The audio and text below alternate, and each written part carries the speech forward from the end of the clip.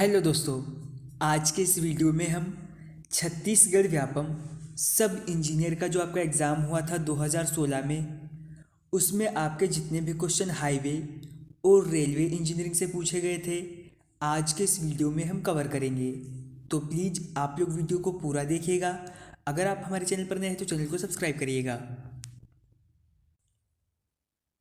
और अगर आप छत्तीसगढ़ व्यापम सब इंजीनियर सिविल के लिए सभी सब्जेक्ट के हिंदी और इंग्लिश में हैंड नोट्स चाहते हों तो आप हमें इस व्हाट्सएप नंबर पर कांटेक्ट कर सकते हैं। तो इसका पार्ट 1 हम कर चुके हैं। आज के इस वीडियो में हम पार्ट 2 करेंगे। पहला क्वेश्चन है आपका, for super elevation design for fast and slow moving vehicles the speed is taken as. Question में आपसे पूछा है, तेज और धीमी गति के वाहनों के लिए सुपर एलिवेशन डिज़ाइन हेतु चाल ली जाती है। ऑप्शंस आपको दिए गए हैं। 80% ऑफ डिज़ाइन स्पीड यानी डिज़ाइन चाल की 80%, डिज़ाइन चाल की 75%, डिज़ाइन चाल की 70% या फिर अन्य विकल्पों में से कोई नहीं। यहाँ पर आपको कुछ पॉइंट और दिए गए हैं। तेज तथा धीमी गति के चलने वाले वाहनों के लिए सुपर एलिवेशन का डिज़ाइन हेतु जो डिज़ाइन स्पीड होती है वो होती है आपकी 75%। ऑप्शन बी आपका सही रहेगा। अगर आपसे पूछा जाए कि अभिकल्पन चाल यानी डिज़ाइन स्पीड कहते किसे हैं, तो वाहनों के जिस सहज चाल के लिए सड़क का डिज़ाइन किया जाता है वो सड़क का डिज़ाइन स्पीड कहलाती है। और कौन कौन सी चीज़ जो हैं वो डिज़ाइन स्पीड से संबंधित हैं।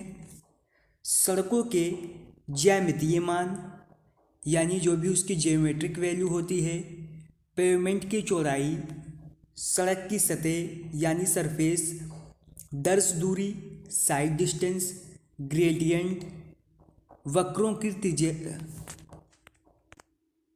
आपके जो कर्व होते हैं उनकी रेडियस, बहुउत्थान यानी सुपर एलिवेशन, यातायात की सघनता यानी ट्रैफिक डेंसिटी इत्यादि जो हैं वो डिज़ाइन स्पीड से ही संबंधित हैं।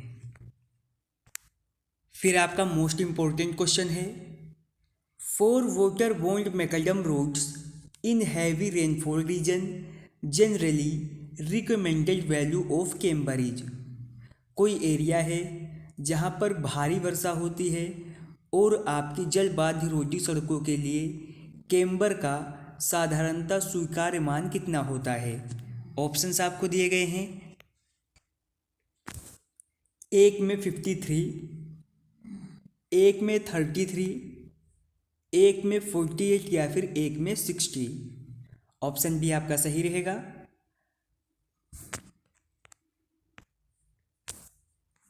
हैवी रेनफॉल रीजन के लिए आपकी जो WBM सड़क होती है उसका वैल्यू ऑफ कैम्बर जो है वो एक में 33 होगा। अगला क्वेश्चन है, important factor considered in the design of summit curve is. आपका जो समिट कर्व होता है उसके डिज़ाइन में सुविचारित एक महत्वपूर्ण कारक कौन सा है। ऑप्शंस आपको दे रखे हैं। Comfort condition, impact factor, side distance या फिर इनमें से कोई नहीं। ऑप्शन सी आपका सही रहेगा।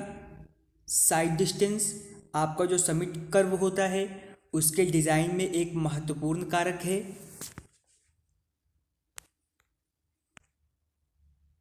और अगर बात की जाए दर्श दूरी यानी साइड डिस्टेंस की, तो ये होती क्या है। सड़क की वो सीधी दूरी जहाँ तक वाहन चालक अपनी स्थिति से आगे के मार्ग को साफ साफ देख सके और सामने सड़क पर स्थित कोई बाधा या खतरे को पहचान सके तथा वाहन को रोक सके। और अगर बात करें जो आपकी साइड डिस्टेंस होती है उसे मीटर में जो है रिप्रेजेंट किया जाता है। ये पॉइंट भी आपको याद रखने होंगे। फिर अगला क्वेश्चन है, the ruling gradient for plain and rolling range, यानी समतल और ढालू भूभाग के लिए रूलिंग ग्रेडियंट कितनी होती है? 3.3 होती है, 5% होती है, 6 या फिर 4% होती है। तो आपके समतल और रोलिंग भूभाग के लिए रूलिंग ग्रेडियंट होती है 3.3। ऑप्शन ए आपका सही रहेगा। आपकी जो रूलिंग ग्रेडियंट होती है उसे यातायात के प्रकार तथा सड़क क्षेत्र की स्थलाकृति के अनुसार निर्धारित किया जाता है। भारतीय सड़क कांग्रेस के अनुसार मैदानी तथा ढालू भूभाग के लिए रूलिंग ग्रेडियंट का मान जो है 1 में 30 या 3.33 लिया जाता है, जबकि पहाड़ी क्षेत्र के लिए ये मान 1 में 20 या 5% निर्धारित किया गया है। अगला क्वेश्चन है, the unit of rate of change of centrifugal acceleration of transit curve is, यानी आपका जो ट्रांजिट कर्व होता है उसके अपकेंद्री त्वरण के परिवर्तन दर की इकाई क्या होती है?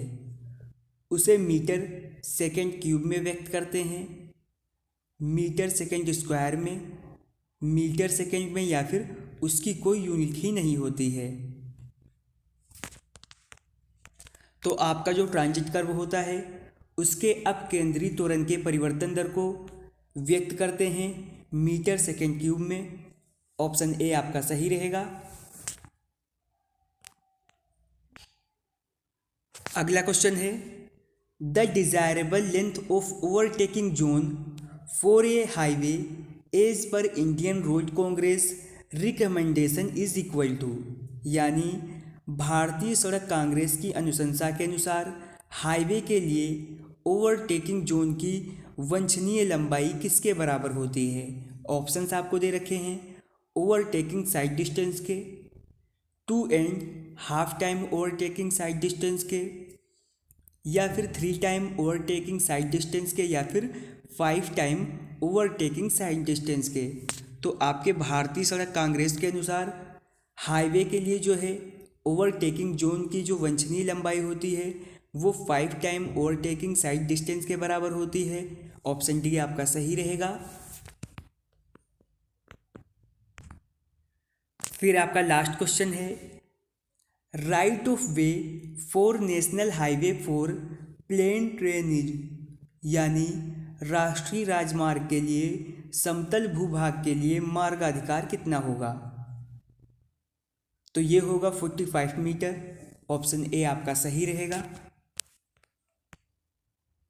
यहाँ पर आपको एक टेबल दी गई है, सड़क की श्रेणी यानी रोड की क्लास, मैदानी क्षेत्र में सड़क पट्टी की चौड़ाई, सामान्य मार्गाधिकार और न्यूनतम मार्गाधिकार, और पहाड़ी क्षेत्र में मार्गाधिकार। आपको रोड दे रखे हैं,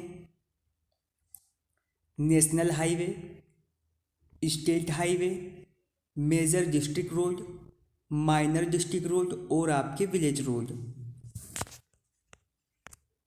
आप चाहे तो इसका स्क्रीनशॉट भी ले सकते हैं।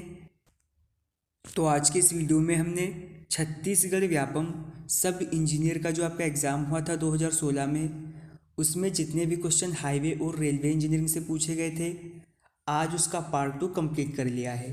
अगर आपको वीडियो पसंद आई हो तो लाइक करें, शेयर करें, चैनल पर नए हैं तो सब्सक्राइब करें।